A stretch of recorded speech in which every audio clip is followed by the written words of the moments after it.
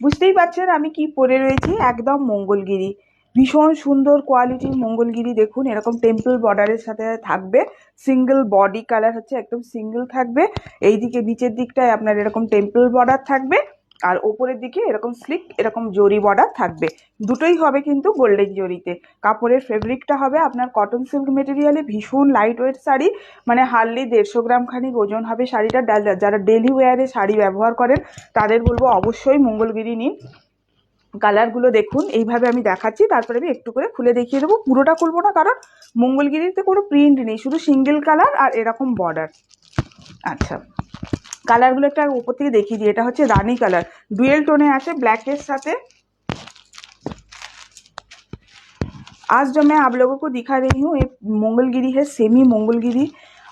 এই কালারটা হচ্ছে পিঙ্কের সাথে ऑरेंज। बजट फ्रेंडली प्राइस में आप लोगों को ये साड़ी मिलेगा। এটা হচ্ছে ডার্ক নসি কালার বা dark chocolate colour, maroon colour যেটাই বলুন। ডুয়েল টোন শেডে আছে, দেখুন ডুয়েল টোনটা এইভাবে দেখালে বুঝতে পারবেন। ডুয়েল টোনটা নীলের সাথে একটু রেড বা মেরুনের ডুয়েল টোন আছে ব্লু এর সাথে। এটা হচ্ছে আপনার মেরুন কালারের।